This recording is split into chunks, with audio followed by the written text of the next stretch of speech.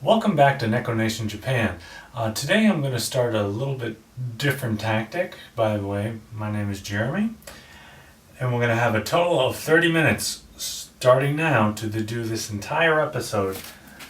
So, with that being said, getting right into it, today we're going to be talking about Never Split the Difference by Chris Voss. It's a very interesting take on a situation. He's the FBI interrogation and negotiator. He has a lot of different takes and insight about negotiation, where particular cases where if you fail, somebody dies. It's a lot different than your everyday negotiation, like trying to get people to buy things or that kind of thing. But first, let's go over my particular goals for, it's been a while since I did my last video, a whole bunch of issues. I'm trying to keep it streamlined a little better. I got a whole bunch of social media stuff up and running. I have the Neko Nation Japan, Instagram, Facebook, and Twitter going. I'll have a link below. I have my other social networks I've been working on. I've been getting that every day out. I think it's been turning out pretty well, but I'm trying to get it, to the next level, to get my Instagram game, my Twitter game, and all that on point, really. It's been a little bit of a struggle, but I'm getting there. All right. So first, my first goal to be N1 certified. I'm still working on it. I haven't been putting as much effort and energy into that goal. I've been kind of slacking off lately. I really got to get on that. And just every day, little by little, I've been doing a little bit of education for learning Japanese, but it's really not enough. I really got to get on that and get to it. All right, for number 2 on my personal big time goals. Number 2, read 100 books for the year. Right now I'm about up to 68 books, audiobooks I've read, and about 5 hard copy ones I read, so I'm on my goal pretty well for that. I think that particular goal is easily achievable. I got to look into some other services, maybe Audible or something like that. Number 3, get and keep in shape. I've increased my running days. I haven't gone for a while because there's been a typhoon and it was raining and I was sick. Specifically on Thursdays with a friend of mine, but I'm getting it in and where I can. So I've been doing at least 2 days a week, if not a little more, with some karate mixed in there. I've been keeping in pretty good shape. Starting to see some nice muscle growth and a little bit of toning happening. Always good. Number 4, I have 100 million in SNS followers. I haven't really seen too much progress towards this. I really just got to learn the platforms and really what kind of content should be tailored to particular audiences I'm trying to reach. Pretty much it. I need to learn more about YouTube. Instagram is really popular now, and I need to learn more about it. Maybe increase my picture game. I've been with the Neko Nation Japan. I've been using all the pictures that I've taken or I've been taking with my camera in order to just put this content out there, and then have particular quotes and interesting things that I found within the books that I've been talking about here, and post them on the Neko Nation Japan, Instagram, Twitter, and Facebook. I'm seeing a little traction there, but it's just starting out. We'll see where that goes. I really like it, and I like how it's coming out so far, but we'll see where that goes. All right, number 5. Five, have multiple businesses that grow and kind of go in without my input. First off, I think I'm looking into getting to either vending, real estate, or like gacha machines here in Japan. It's the place to start. I think I'm going to try gacha first, then maybe vending, and then eventually real estate once I build everything up enough. I really got to get into that. Looking and talking and kind of interviewing and talking with people and just learning more, maybe get some mentorship in those particular areas here in Japan. All right, number 6.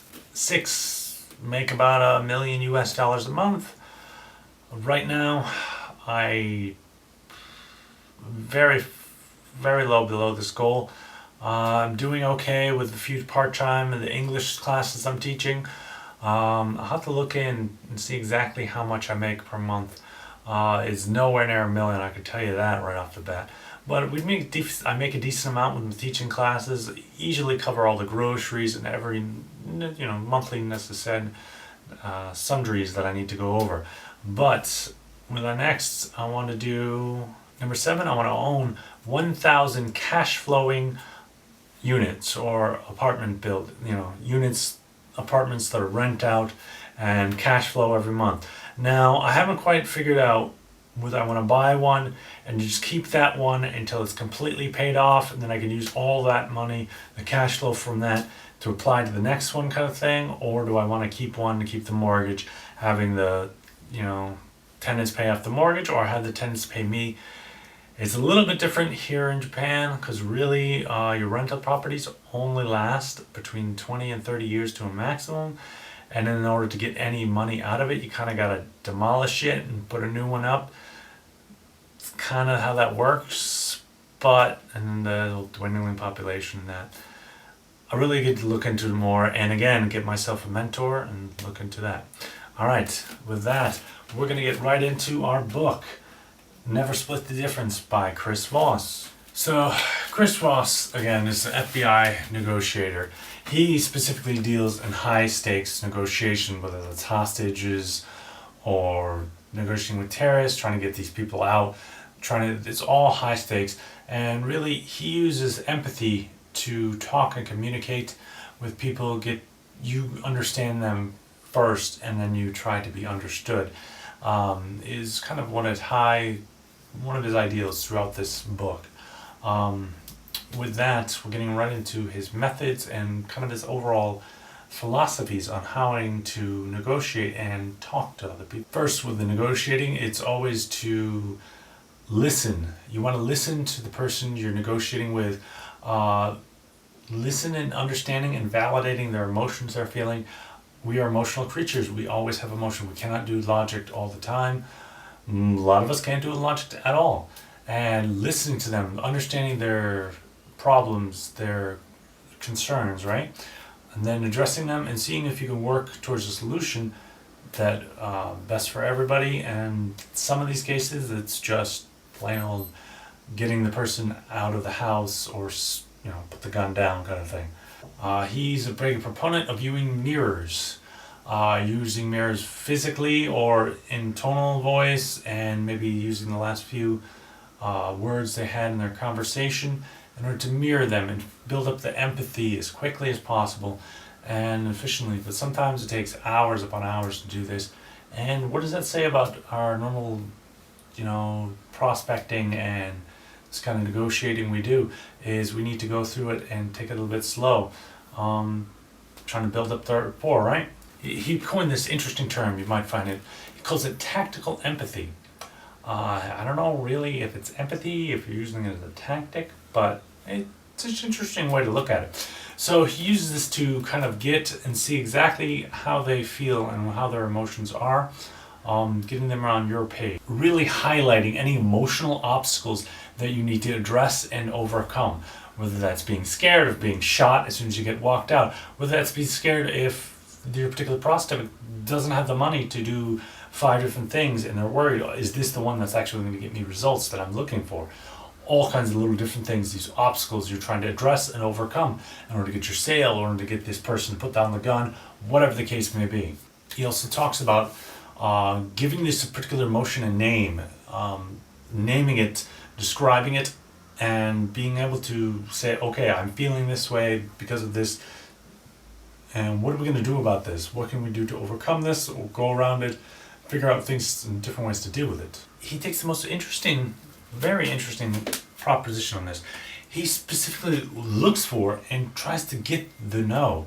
He doesn't do this, I want them to say yes 100 times before I even do the prospect. No, he waits and says, okay, they said no. Now the negotiations begin. So the first chapter in this is all about the new rules. In negotiating, it's all about listening. You want to listen to the other side.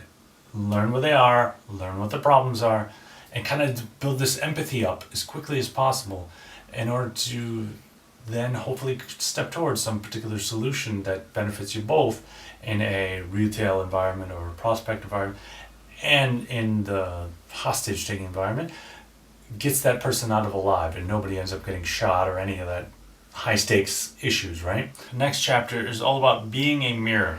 In this, be a mirror.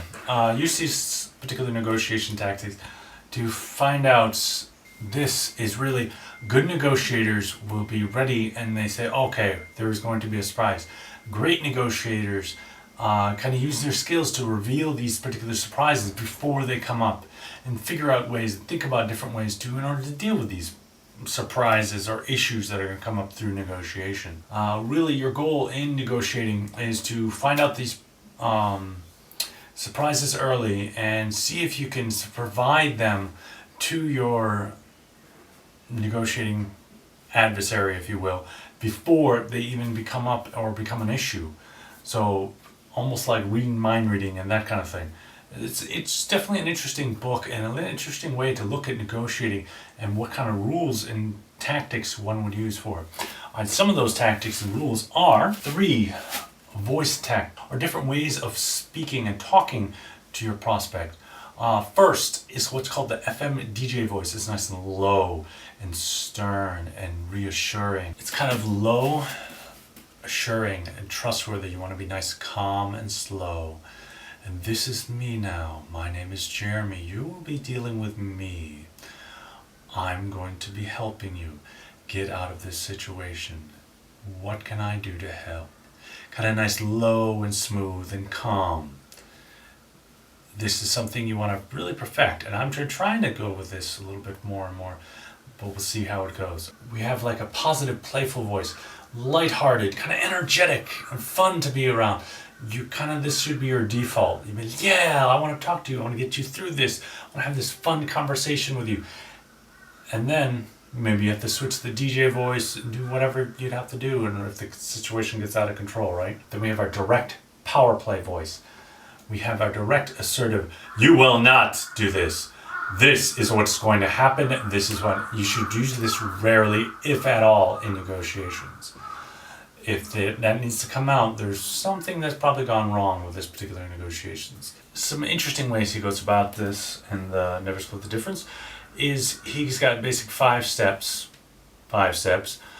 going through first in negotiations where you want to feel confident that first you want to start off with your FM DJ voice, be like, hello, you're talking to me now. I'm going to help you out with this situation. This is how we do it. I'm sorry if there's any inconvenience. First you do FM DJ voice and first you start out with I'm sorry, you apologize and you move forward from there. Next we have mirroring. You want to mirror their body language, mirror their tonal voice if you can. Kind of get them nice and calm, build up that empathy and rapport with the mirroring, and the nice calm soothing voice, nice and low. This is me now, you're talking to Jeremy. This is Neko Nation Japan. I'm glad you're here today. I'm sorry if we're having any issues with my upload schedule, but I'm working to improve it. The fourth of this is silence, something I really need to employ more of. Make your point and just be silent for about 4 seconds. So, yes, I want to be a millionaire.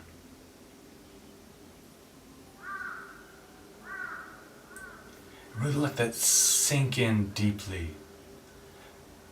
Feel the weight of whatever you said. Kind of sit there and wait on the other person. And a lot of the times they'll come out and just say something, anything, to break that silence. And a lot of the time in this he talks about people end up negotiating with themselves in order to just fill that void that you're not saying anything. It's kind of an interesting tactic. All right, last, number 5. Repeat it. You go back to the beginning. You get them to talk, you sit there and say, yes, I see your point. How can we address this? And you stop with 4 seconds. And they end up coming back. And then you're, okay. But how are we going to do that? Stop again. And then the whole process restarts itself. And it's very interesting because you end up getting your prospects, they're negotiating with themselves. You can usually get through this for about 4 or 5 times before you may actually be able to close a deal, talk about it again, or there's something or they just may be stubborn and not interested in negotiating. So other issues, but alright. A very interesting tactic nonetheless. 3, don't feel the pain, label the pain. You're looking for empathy, getting to know this person. You want to get to know them, and you want to sit there and label something. Label the points they're not having. Label whatever issues they're having, what they're not doing, or whatever they want to see. And that, don't particularly feel their emotions. You want to label it and say, oh, okay, this is why you're feeling this way. What can we do to address that? And kind of work your way through each particular point and address them as much as possible. It's a very interesting tactic. We've always heard empathize, feel what they're feeling. But they get away from that. Don't feel it, just label it. Say, oh, okay, acknowledge it, deal with it. Another thing I've really come up with a lot in a lot of these books, acknowledge something, acknowledge the negative, kind of diffuses it. I particularly am really bad at writing. I spell horribly, I write horribly. I'm an okay reader, but these particular things, okay, I'm out there, I'm saying, yes, I am not good at this. I will not be the next great writer, but that's okay. I'm working on this particular medium platform. We're talking, we're interacting through a visual medium versus writing everything down. That is not my writing, not my strong suit. I'm okay with that. I move on. I label that, diffuse that, move on with it.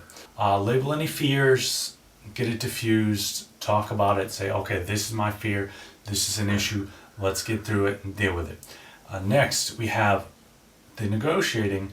Yes is not what you're looking for. It's the no.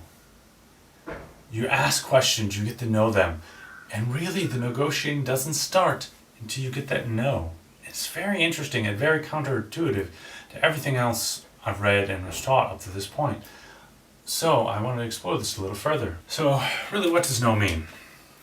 When you get into negotiations, no can mean a variety of different things. No, I don't understand. No, I don't have the money for it right now. Or no, I don't think I have the money for it right now. No, I need more information.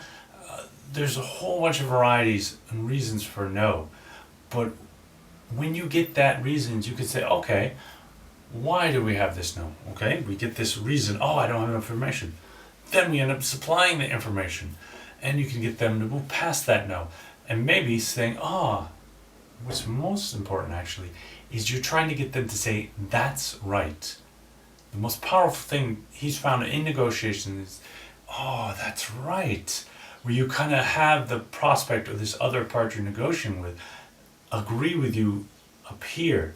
Not say, yes, yes, yes, yes, yes, yes. No, that's not what you're looking for. You want to get them to say, that's right. It's a powerful statement. So what is Chris Voss trying to find in all of these negotiations and these different tactics he's employed? He's looking for what he calls the black swan, this kind of leverage multiplier, whether that's the reason why these particular people are trying to sell this asset, maybe real estate, that one little thing pulled out, say, they have a time crush, they have this, they have whatever the reason may be. That little bit of information will greatly aid your leverage and trying to negotiate with these people. Whether they're trying to get this money for this reason, or they're trying to get out alive, whatever the case may be, there's very useful information to know, and that's what you're really trying to do when you're empathizing with this person, trying to figure out what it is, what you're trying to do. So a few of these mistakes when trying to discover the black swan is when negotiating in general. They are ill-informed, whether that's misinformation on your part, misinformation from somewhere else. Basically, somebody has bad information and it really colors and taints the whole negotiating process. Number 2, we have they are constrained by something, whether that's legal constraints, whether that's time constraints, or all different kinds of constraints, really applying those, and it could end up in mistakes, kind of, these bad things. All right, number 3, we have really these underlying interests that are not known. They have other interests maybe in this deal not going through versus going through. Maybe they have a deal with somebody else that if this deal doesn't go through, then they can go over here and they personally profit more from dealing with somebody else, or whatever the case may be, right? So interests, ill information, and different concerns. Really, it's really interesting book. I liked. Very informative and kind of interesting to see what these different routes a negotiator in the FBI takes versus just what you see on any of your how to sell this or that book. Different take on it. I really like some of the tips and tricks that I'm going to put into my negotiating tactics in the future. With that being said, we have just a few more seconds here. We have 10 seconds left before the episode is done for the day. And I hope to see each and every one of you come back again for no more Neko Nation Japan in the future. There is our bell. So, with that being said, we are out of time today, my Neko Nation fans. And I really want to get into a lot of those and have a really strict time limit like what we did today. We have 30 minutes for the entire thing. All of the recording is 30 minutes, and then I'm going to chop it down from there to keep the content more streamlined and more focused. I know some of the videos I've done in the past have been way over length and far too long. But with that being said, thank you very much. Please like and subscribe, and there's a whole bunch of things with the notification bells. Please click the notification bell. YouTube change the algorithm, all kinds of stuff, but I'm not really worried about that yet. If you're here for this particular content, I encourage you to come back and see it again. Thank you very much. This is Jeremy for Neko Nation Japan. I want to remind each and every one of you to make sure you sharpen your saw and improve yourself every day. With that being said, sayonara.